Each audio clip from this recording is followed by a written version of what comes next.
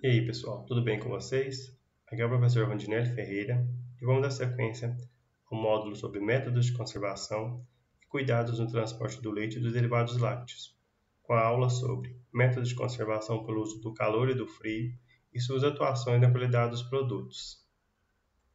Temos os objetivos da aula: descrever a função dos métodos de conservação de alimentos, apresentar os métodos de conservação pelo uso do calor e do frio, e entender as aplicações dos métodos de conservação. Dessa maneira, o programa da aula foi dividido da seguinte forma: descrever os objetivos e quais os métodos de conservação de alimentos mais utilizados, reconhecer os métodos de conservação pelo calor, entender a influência dos tratamentos térmicos na qualidade dos alimentos, reconhecer os métodos envolvidos na preservação pelo frio, definir os efeitos da conservação pelo frio sobre os produtos alimentícios e as considerações finais a respeito da aula. Com relação aos objetivos, dos métodos de conservação de alimentos, qual que é o objetivo desses métodos de conservação? Aumentar a vida útil dos alimentos através de técnicas que evitam alterações microbiológicas, enzimáticas, químicas e físicas. Entretanto, mantendo seus nutrientes e suas características sensoriais, tais como aroma, sabor e textura. Ou seja, os métodos de conservação eles não podem degradar o alimento. Com relação às principais causas para se ter a conservação de alimentos, temos perecibilidade dos alimentos, ou seja, os alimentos são perecíveis, eles se degradam, eles perdem a validade. Por isso é importante que se faça a conservação para que se tenha um tempo de vida, ou seja, uma vida de prateleira desses alimentos aumentada. Com relação à sazonalidade das produções, ou seja, diferentes épocas, se não tivesse esse requisito de conservação de alimentos, grande parte das produções iriam se perder antes mesmo de algumas pessoas a consumirem. Assim mesmo temos quanto às distribuições geográficas das produções e centros de consumo, ou seja, muitas vezes onde se é produzido o alimento é muito longe, está muito distante dos centros consumidores, ou seja, de quem vai consumir esses alimentos. Se não houvesse essas técnicas de conservação, até mesmo antes de chegar nos consumidores, esses alimentos iriam ficar perecíveis, ou seja, iriam se degradar. Por isso, é muito importante que se tenha essa conservação de alimentos. Com relação agora aos principais métodos utilizados para a conservação de alimentos, tem-se aqui o calor, o frio, a utilização do controle da umidade, pode ser a etapa de concentração, um bom exemplo é o doce de leite, desidratação, aplicação de aditivos, fermentação, sal e defumação, e alguns métodos pouco difundidos: irradiação, pressão hidrostática, pulsos elétricos, pulsos luminosos e pulsos magnéticos. Mas como que se faz a escolha para saber qual método é melhor ou não para determinado alimento? Vamos ver aqui, a escolha do método mais apropriado depende do quê? Da natureza do alimento, ou seja, se ele é líquido, sólido ou pastoso, principalmente com relação à parte de métodos como calor e frio. Se o alimento é líquido ou sólido, essa parte de transferência de calor ela é diferente de um produto líquido para um produto sólido ou um produto pastoso. Então, por isso, é muito importante saber o que? Conhecer o seu alimento, conhecer a natureza dele, para depois saber qual tipo de método que vai ser adequado à conservação desse dado produto. Com relação ao período de tempo a conservar, se quer que o produto seja conservado em menos tempo ou mais tempo, até mesmo temos um exemplo do leite. O leite pasteurizado, aquele barriga mole, ele tem um período de conservação bem menor do leite UHT. Ou seja, então, para o leite pasteurizado, utilizou-se apenas a pasteurização com um período de conservação menor. Já para o leite UHT, utilizou-se a esterilização, até mesmo a embalagem é uma embalagem diferenciada, aquela embalagem de Tetra Pak, que permite conservar esse leite UHT, que é o leite esterilizado, por até 5 meses. Então, ou seja, depende do período que se quer conservar esse produto para depois saber qual o método a ser utilizado.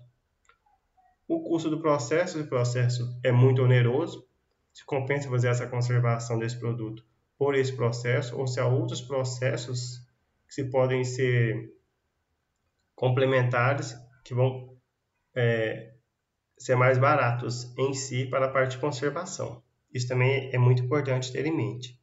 Além disso, os agentes de deterioração envolvidos, ou seja, se é uma enzima que está deteriorando o alimento, se é um micro-organismo.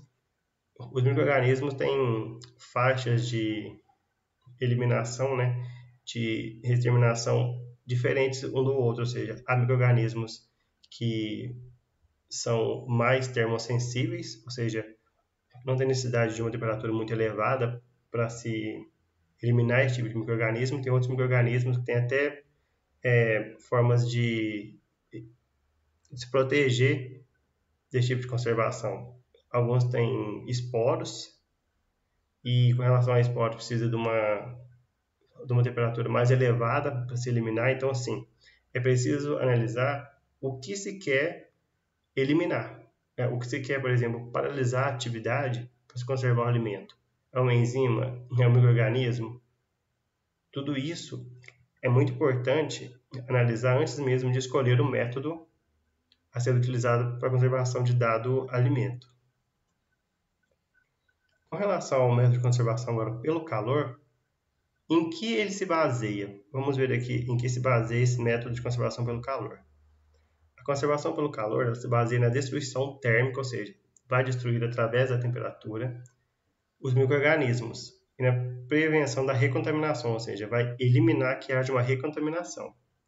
A destruição dos micro-organismos pelo calor se deve à coagulação de suas proteínas e especialmente à inativação das enzimas necessárias para seu metabolismo, ou seja, o que o calor faz nos micro-organismos que vai eliminar eles?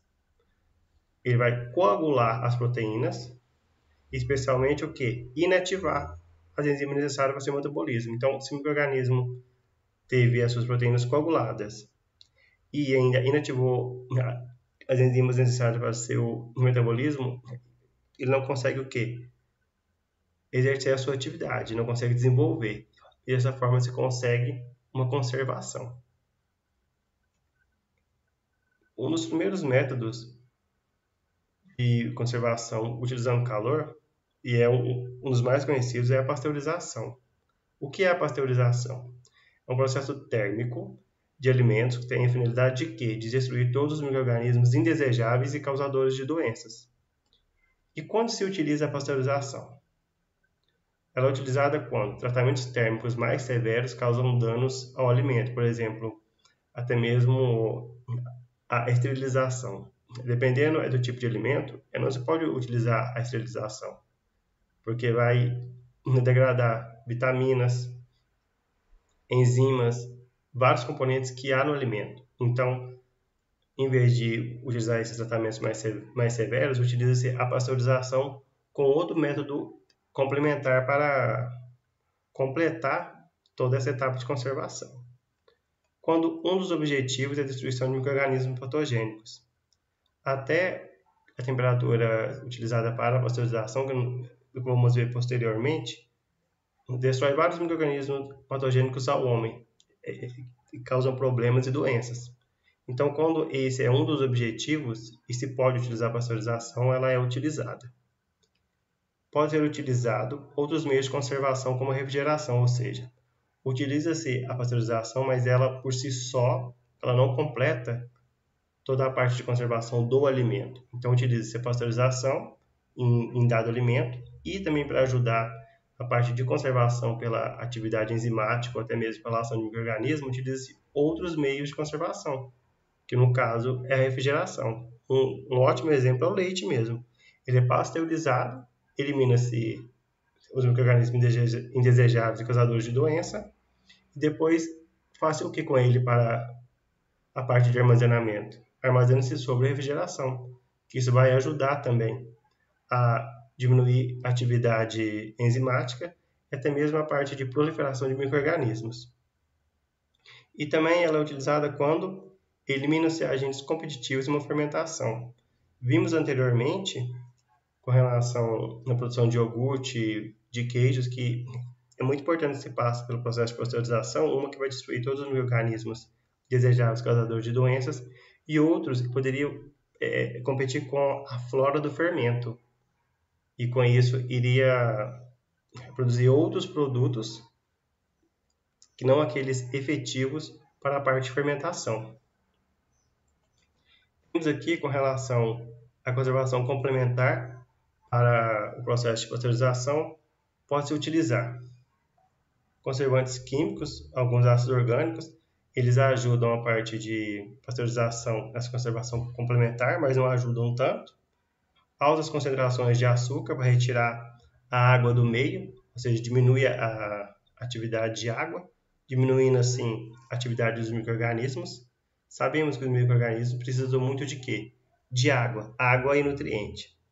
A água com relação aos alimentos para a atividade microbiana ela é medida através da atividade de água. Então, se há altas concentrações de açúcar, esse açúcar ajuda o quê? A retirar essa água livre para a atividade dos micro-organismos. Condições anaeróbicas.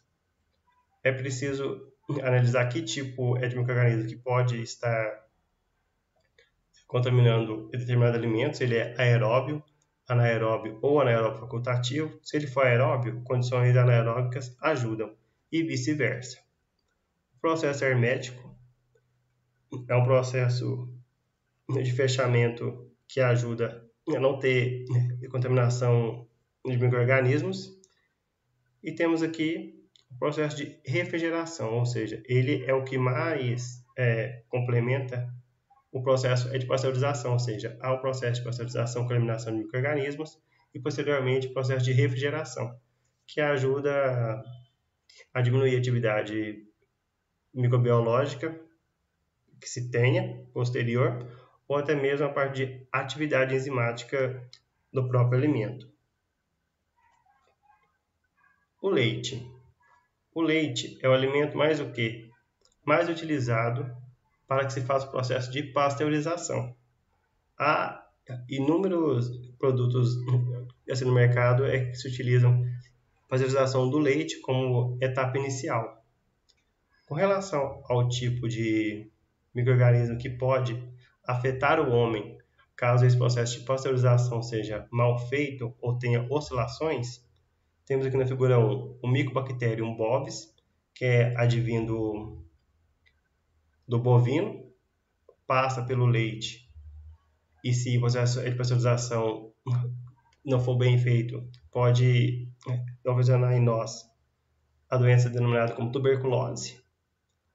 Outro exemplo aqui temos a Coxiella burnet, que também, se esse processo de pasteurização não for muito bem efetuado, ela pode passar para o leite e continuar no leite após esse processo e passar para nós. E o que essa Coxiella burnet causa é denominado de febre Q. Então, esse processo de pasteurização ele é muito importante porque ele consegue eliminar esses tipos de micro-organismos. Vamos agora com relação aos tipos do processo de pasteurização, que nós já vimos também em aulas passadas. Temos aqui a pasteurização lenta, ou Low Temperature Long Time, LTLT.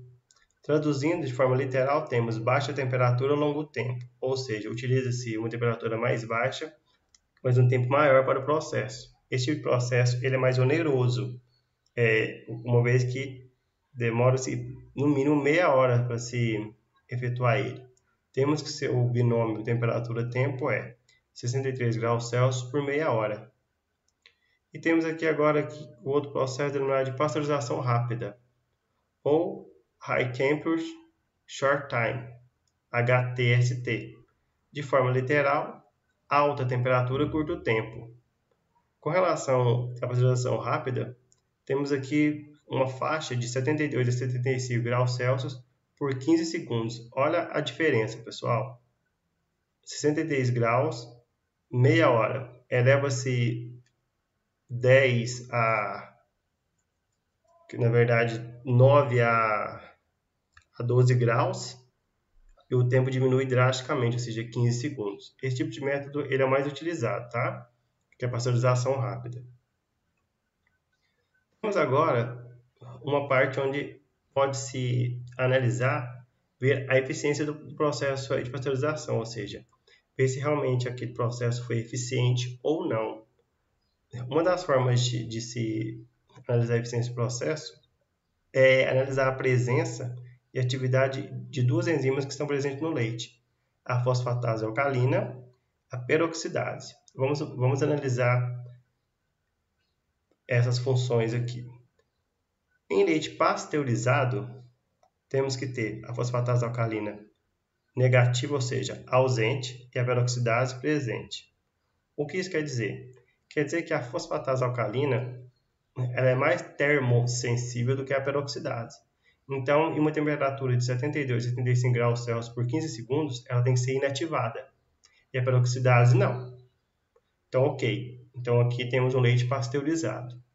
Com relação ao leite não pasteurizado, sabemos que até a temperatura de 72 a 75 graus Celsius por 15 segundos, ainda vamos ter quem? Vamos ter a peroxidase, porque ela não se inativa nessa temperatura. Mas se o leite não foi pasteurizado, ou se ele não chegou em temperatura suficiente, que é 72 a 75, pelo tempo correto, que é 15 segundos, vamos ter que quem vai estar ativo e presente? A fosfatase alcalina. Então, quando o leite não é pasteurizado, ele é mal pasteurizado, temos a presença da fosfatase alcalina e da peroxidase. E quando o leite é superaquecido? Sabemos que a fosfatase alcalina, já com o binômio temperatura-tempo da pasteurização, ela já se inativa. Agora, quando o leite é superaquecido, ou seja, acima de 90 graus Celsius, vai inativar tanto a fosfatase alcalina quanto a peroxidase. Então, o bom com relação à eficiência do processo para analisar isso seria esse primeiro aqui, ó, leite pasteurizado, onde vamos ter a ausência da fosfatase alcalina, ou seja, ela foi inativada, e a presença, ou seja, a atividade ainda da peroxidase. Após estudarmos o processo de pasteurização, temos agora o processo de esterilização. Só lembrando, pessoal, a pasteurização, temos ela lenta e ela rápida. A pasteurização rápida ocorre no binômio temperatura-tempo de 72 a 75 graus Celsius por 15 segundos. Agora, a esterilização são temperaturas bem acima de 75 graus Celsius. E o que visa a esterilização? Assim como a pasteurização visa também o quê? A destruição das floras normais e patogênicas presentes em alimentos, com a finalidade de prevenir sua deterioração e eliminar agentes nocivos à saúde. A esterilização ela visa também eliminar micro-organismos esporogênicos, ou seja, que criam esporos, o que a pasteurização não consegue fazer. E normalmente é efetuado a qual temperatura? A esterilização é efetuada em uma temperatura acima de 100 graus Celsius. E qual que é o fator de eliminação de micro-organismos, ou seja, agentes nocivos à saúde que a esterilização confere ao produto? 99,99%, ou seja, é um processo seguro, desde que seja feito corretamente. Com relação à esterilização, temos o seguinte tratamento: UAT, ou seja, ultra alta temperatura, ou UHT, Ultra High Temperature, ou seja, ela é feita em qual binômio temperatura-tempo? 142 graus Celsius, de 2 a 4 segundos. Observem agora que o tempo é bem mais curto. E também por que ele é bem mais curto? Já que a temperatura é muito mais elevada, ou seja, ela é quase o dobro da pasteurização, se esse tempo for muito elevado, começa a degradar os constituintes do leite. Aqui no caso, se for tratado do produto leite. E qual que era a lógica inicial da parte de método de conservação? Tratar o produto, mas não pode ocasionar o quê? Degradações de sua constituição. Por isso, é esse tempo denominado de 2 a 4 segundos. Vamos ver aqui alguns pontos referentes a esse tratamento UHT, ou UAT. Permite a conservação e prolongamento da durabilidade do leite em temperatura ambiente. Ou seja, além do próprio tratamento em si, que é essa alta temperatura por curto prazo de tempo, há também envolvido a sua embalagem, que auxilia nessa longa durabilidade em temperatura ambiente. Um ótimo exemplo aqui é o leite de caixinha, ou leite UHT. Ele é uma vida de prateleira de até 5 meses. Ele passa por esse processo, ele é conservado nessa embalagem, que também passa por todo um processo de esterilização. Ele pode ser preservado, ou seja, em qual temperatura? Temperatura ambiente. Nesse caso de tratamento aqui, não precisa utilizar a refrigeração, ou seja, é um gasto a menos. Com relação a como é feito esse tratamento, tem-se aqui equipamento de aquecimento direto, ou seja, o vapor é injetado diretamente no produto, diretamente no leite. E o mais utilizado é o equipamento de aquecimento indireto, ou seja, há uma superfície de separação entre o elemento de aquecimento e o produto. Com relação agora ao processo asséptico, ou seja, o que é processo asséptico? Ele é imune a micro-organismos patogênicos, ou seja, todo o processo em si ele é altamente higiênico, ou seja, não há a parte de contaminação do produto, desde o produto em si até o seu meio de produção. Ou seja, não necessita de tratamento posterior, ou seja, não precisa de refrigeração, para aumento do tempo de conservação. E como é baseado esse processo de esterilização, né? Denominado processamento asséptico. Temos aqui, ele é baseado na esterilização do produto, como nós vimos, o HT esteriliza esse produto, elevando a sua temperatura a 142 graus Celsius de 2 a 4 segundos. A sua embalagem, ou seja, o seu recipiente, ele é esterilizado. Esse tipo de produto, que é um exemplo que nós vamos dar aqui com relação ao leite UHT, o leite caixinha, a embalagem ela passa dentro do maquinário, que é o maquinário da Tetra Pak. Passa-se um produto denominado de peróxido de hidrogênio. Esse peróxido de hidrogênio ele oxida qualquer resquício de micro-organismo que tem ali. Ele vai oxidar a sua parede celular e com isso o quê? Ocasionando a sua morte e a sua eliminação da embalagem. E posteriormente ao processo HT, tem essa eliminação desse peróxido de hidrogênio, que tem a parte que se eleva a temperatura. Então, a parte do recipiente em si, ela é também esterilizada através do peróxido de hidrogênio. E após isso, há o quê? Há o resfriamento do produto, que entra dentro dessa embalagem, desse recipiente, e também todo o meio de produção, ele é um meio de produção esterilizado, ou seja, ele é fechado. Então, isso já se denomina um processo asséptico, ou seja, imune a micro-organismos patogênicos. Então, de forma resumida, esse processo asséptico ele é baseado na esterilização do produto em si, que passa pelo processo HT, o recipiente, que é a embalagem, a caixinha, e todo o meio de operação é fechado, desde a entrada do leite no sistema até a saída já como produto dentro da caixinha. Temos aqui na figura 3, mostrando o efeito da temperatura sobre o tempo necessário para a destruição de esporos de bactérias fermentativas. Pessoal, conseguimos ver aqui na parte vertical o tempo em minutos, na parte horizontal aqui a temperatura em graus Celsius. Podemos observar que quanto maior a temperatura, de 100 está indo até 135 graus Celsius, menor é o que? É o tempo de exposição a esse tipo de conservação. Então, ou seja, quanto maior a temperatura, menor o tempo necessário para ocasionar a destruição desses esporos. Com relação à influência dos tratamentos térmicos na qualidade dos alimentos, temos aqui número 1. A qualidade nutricional de alimento é função de todas as alterações, desde a produção até o armazenamento. Número 2. Os efeitos do processamento variam com o tipo de alimento, processo aplicado, condições de estocagem da matéria-prima, entre outros. É toda a parte que nós já discutimos, ou seja, é importante ter conhecimento da natureza do produto e da sua constituição, para saber como e qual método de conservação vai ser aplicado. Número 3.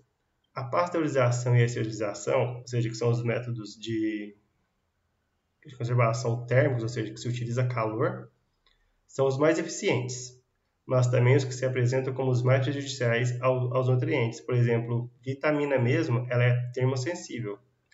Dependendo do produto e do tipo de tratamento térmico utilizado, pasteurização ou esterilização, haverá a perda dessas vitaminas. Então, tem que tomar muito cuidado com relação ao tempo que você vai utilizar para esse processamento, para garantir o quê? Que seja o mesmo produto que se coloca como matéria-prima com relação à sua composição. Número 4, a intensidade das alterações, que foi discutido no tópico 3. Depende do binômio tempo-temperatura ou temperatura-tempo, dos controles aplicados e do estado geral da matéria-prima inicial, ou seja, matéria-prima de boa qualidade precisa-se de processos menos drásticos, menos bruscos. Matéria-prima de má qualidade, muito contaminada, vai necessitar de tratamentos mais intensos. E até porque, pessoal, como a gente sempre frisou bem, matéria-prima ruim, não há tratamento que ajude a ter um produto final bom. Então, tudo começa com a matéria-prima, o cuidado com a matéria-prima. Através disso, através do seu estado inicial, tem-se toda essa parte do que escolher, do tipo de tratamento escolher e da intensidade desse tratamento. Você vai precisar de mais tempo ou de mais temperatura. Passado a parte dos tratamentos que se utilizam calor para a parte de conservação, temos agora os métodos de conservação pelo frio. Assim como vimos como se baseia a parte dos métodos de conservação pelo calor, sobre os micro-organismos, vamos entender agora o efeito conservador do frio sobre os micro-organismos. Ou seja, o efeito conservador do frio ele baseia-se na inibição total ou parcial dos principais agentes responsáveis pela alteração dos alimentos. Inibição, pessoal. Ele inibe, ele não elimina, tá? É muito bom guardar isso, frisar muito bem isso. A parte dos métodos de conservação pelo calor, elimina. Já pelo frio, inibe. Então, inibe totalmente ou parcialmente. Quanto mais baixa for a temperatura, mais reduzida será a ação química, enzimática e o crescimento de micro-organismos. Certo? Mas não vai o quê? Não vai eliminá-los. Apenas o quê? Inibir, ou seja, reduzir a sua atividade. Temos aqui algumas temperaturas críticas, que mostram partes que podem ser cessadas conforme vai utilizando, ou seja, em determinadas faixas menores de temperatura. Vamos começar com um exemplo aqui de 10 graus Celsius, que é o primeiro aqui. Em 10 graus Celsius, cessa o quê? Produção de toxinas em estafilococcus e clostridium botulino dos tipos A e B. A 6,5 graus, cessa o quê? A multiplicação de clostridium botulino. A 0 graus Celsius, cessa o quê? O risco devido ao crescimento e atividade de bactérias causadoras de intoxicações alimentares. Ou seja, então, se o objetivo realmente é acabar com o risco devido ao crescimento e atividade desse tipo de bactéria, para que não cause intoxicações alimentares, é bom que se conserve a 0 graus. Só que tem que se ver tudo que nós já falamos anteriormente. A natureza do alimento, se esse alimento, essa matéria-prima inicial, o estado dela, se ela está muito contaminada ou não. 0 grau é um certo problema para produtos líquidos, porque dependendo da sua concentração já começa a formação de cristais de gelo. Então é bom ter isso em mente e ter sempre em mente o quê? A natureza da matéria-prima e sua composição. Com relação à multiplicação de bactérias, cessa a menos 8 graus Celsius. Leveduras a menos 10 e multiplicação de mofos a menos 12 graus Celsius. Pessoal, se vocês repararem bem, dá para perceber que bactérias, leveduras e mofo, eles são muito, muito, muito complicados de realmente acabar com atividades deles, principalmente quando se utiliza frio, que não consegue acabar, apenas inativar ou então reduzir a atividade deles. Olha para vocês verem o mofo, por exemplo, até menos 12 graus Celsius. E com relação às reações químicas, isso é muito importante, menos 18 graus Celsius. Ou seja, sua velocidade é tão lenta que são consideradas nulas, mas elas ainda existem, mas elas são muito lentas. Essas reações químicas, elas ocorrem nos alimentos até o seu consumo. Chegamos então ao primeiro tipo de conservação pelo frio, denominado de refrigeração. O que seria essa refrigeração? É o processo de conservação a baixas temperaturas. De acordo com a legislação, pessoal, a temperatura utilizada na refrigeração varia em média de menos 1 a 8 graus Celsius. Vamos ver algumas informações referentes à refrigeração. É considerado um método temporário de conservação, dias ou semanas, ou seja, ele não é efetivo, porque ele não elimina bactérias, ou então ele não elimina atividade de enzimas e outros do próprio alimento. Ele apenas o quê? Ele vai retardar. Então ele é temporário. Alguns dias até o produto seja consumido, ou seja, ele não é um método de conservação definitivo. A atividade enzimática e microbiana não são evitadas. Isso aqui a gente já está batendo muito na tecla para realmente ter essa diferenciação com o método utilizando calor. Elas são o que? Apenas retardadas, ou seja, a atividade vai diminuindo assim que a temperatura vai diminuindo. É considerado um processo caro, pois o produto deve ser mantido em baixas temperaturas desde sua produção até o seu consumo. Então, é muito importante que se tenha em mente essa parte do custo do processo. Se realmente não há outro tipo de processo que possa ser utilizado no alimento, que não precisa passar pelo processo de refrigeração. Mas, se realmente for preciso, é bom ter isso em mente, ou seja, o custo desse tipo de processo, pois o alimento vai precisar disso até a parte da sua produção, seu armazenamento e consumo. Utilizada em combinação com outras técnicas de conservação, ou seja, ela não é a única técnica, ela é uma técnica complementar. Como exemplo, a fermentação ou pasteurização. Como exemplo da fermentação aqui, temos o iogurte. O iogurte, após o processo de fermentação, uma temperatura de 40 a 42 graus Celsius. Após todo esse período de fermentação, todas as etapas, como é conservado um iogurte? Através da refrigeração, ou seja, é uma etapa de complementação de outros métodos de conservação. Em pasteurização, temos o exemplo do leite. Com relação a algumas características dos alimentos refrigerados, temos aqui o número 1. A refrigeração permite conservar o valor nutritivo do alimento sem grandes modificações, visto que se reduz as reações químicas. Ou seja, os alimentos refrigerados, esse tipo de tratamento, ele não degrada tanto o alimento. E já que as reações químicas são reduzidas, são retardadas, ou seja, mantém por um certo tempo as suas características, principalmente com relação à parte nutricional. A parte de refrigeração, ela tem um ponto a mais do que a parte de esterilização, por exemplo, que não vai destruir vitaminas e outras enzimas essenciais para o alimento. Número 2. As características sensoriais praticamente não são afetadas, ou seja, o alimento ele tem quase que o mesmo sabor, a mesma textura de um alimento in natura, ou seja, sem passar pelo processo de refrigeração. Número 3. Os alimentos refrigerados devem ser processados ou consumidos em pouco tempo. Nós já discutimos isso. Ou seja, a refrigeração não destrói os micro-organismos presentes nos alimentos ou na matéria-prima. Ele apenas o quê? Retarda a sua atividade.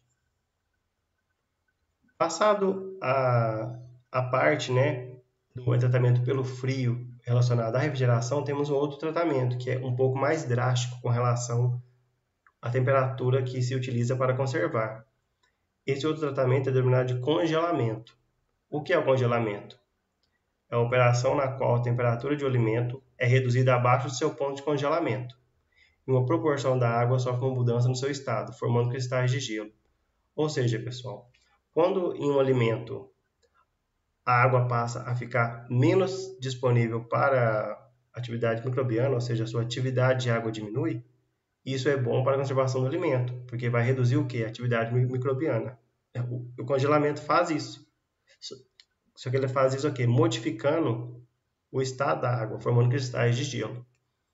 Com relação a algumas características desse tipo de conservação, temos que é considerado um dos melhores métodos disponíveis para a conservação dos alimentos em longo prazo, ou seja, é conservado a menos de 18 graus Celsius. Tem alimento, por exemplo, carnes, que se conserva até meses a essa temperatura.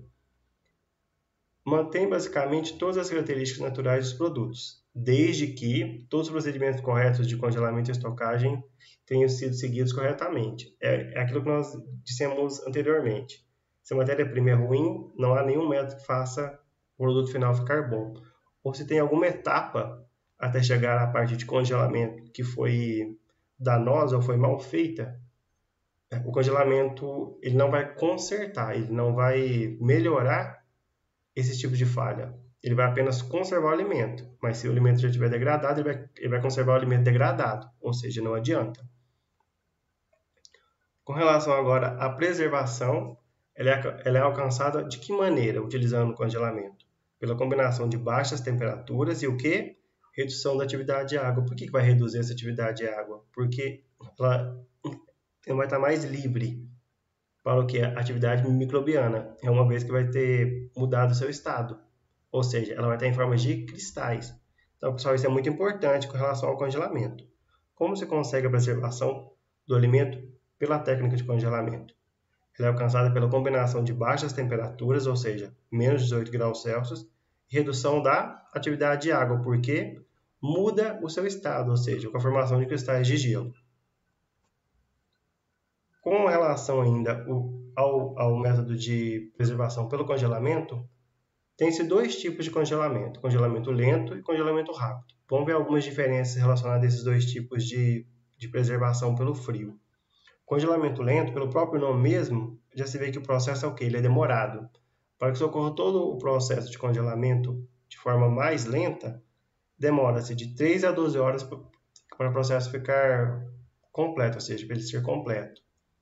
Com relação à formação e tamanho desses cristais de gelo que se formam devido à água presente no alimento. Como o processo é muito lento, o tamanho de cristais de gelo é muito maior. E quando isso ocorre, o que pode ocorrer com algumas partes do alimento? Ruptura de algumas paredes celulares. E quando há essas rupturas, qual que é o produto dessas rupturas? Nada mais que perdas de nutrientes e mudança na textura e aparência. Ou seja, após o alimento ser descongelado, grande parte desses nutrientes que eram inerentes ao produto, eles vão ser perdidos. Então, o congelamento lento, ele não é tão bom e não tão recomendado exatamente por isso, porque forma maiores cristais de gelo, ocasiona essa ruptura assim, de algumas paredes celulares do próprio alimento, e após o seu descongelamento vai ter essa perda de nutrientes. Além disso, é um processo mais caro, já que demora de 3 a 12 horas para se completar. Com relação ao congelamento rápido, como o próprio nome já diz mesmo, é um processo muito mais rápido, ou seja, a queda de temperatura até menos 18 graus Celsius ela ocorre de forma muito brusca.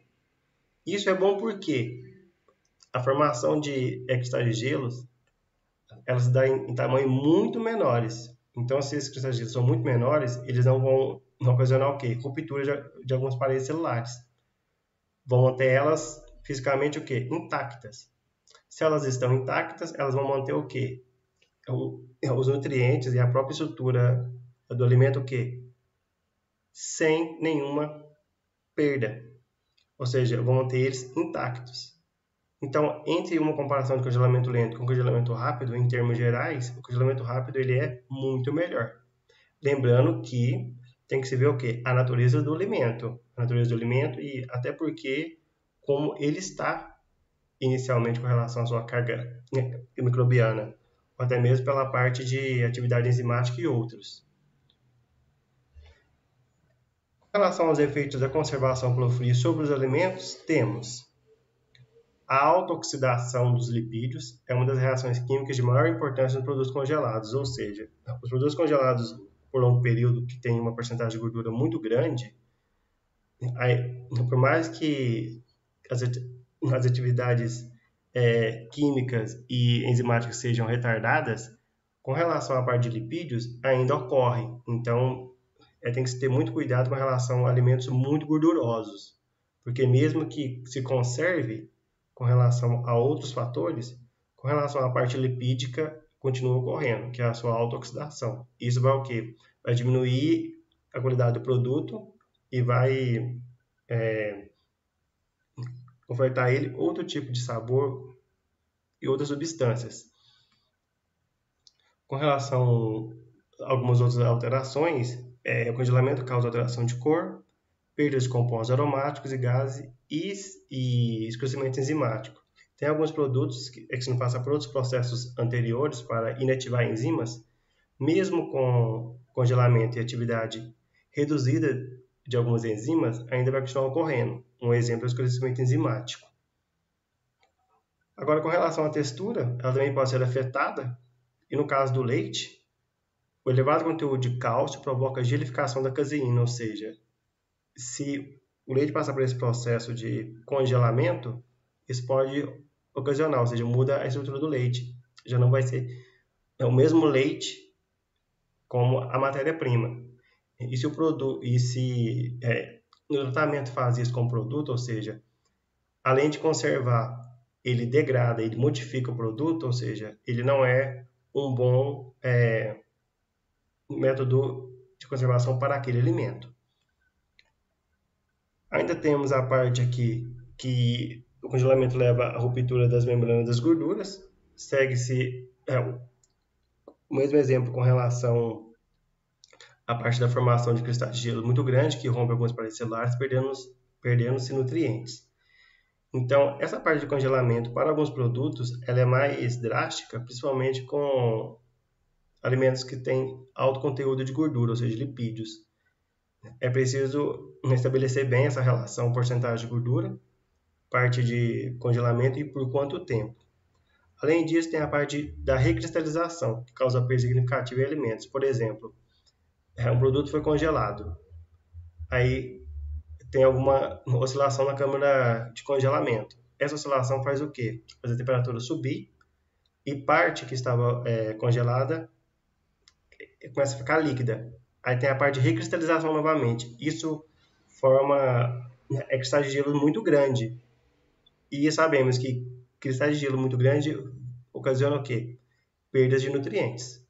Ou então, até mesmo onde não tinha formação de cristais, passa a ter formações de cristais. Então, essa parte de oscilação da temperatura de conservação pelo frio, principalmente a parte de congelamento em alimentos, deve ser muito bem assegurada. Não se pode ter oscilações, porque causa N problemas no produto final. Pessoal, diante de tudo que foi visto e explicado aqui, temos as nossas considerações finais. O que foi possível apresentar e entender na aula de hoje? Foi possível entender a função dos métodos de conservação de alimentos, por que eles existem e para que servem, conhecer os métodos de conservação pelo uso do calor e do frio. Com relação ao calor, vimos a parte de pasteurização e esterilização, e do frio a parte de refrigeração e a parte de congelamento, tanto lento quanto rápido. Compreender as aplicações dos métodos de conservação, ou seja, qual deve se utilizar em qual tipo de alimento. E uma coisa muito importante, pessoal, as imagens utilizadas na confecção dos slides foram retiradas da internet e material de estudo. Com relação agora ao nosso roteiro de estudo, temos aqui o término do módulo 7, né, que é a parte aqui de produtor de derivados de leite.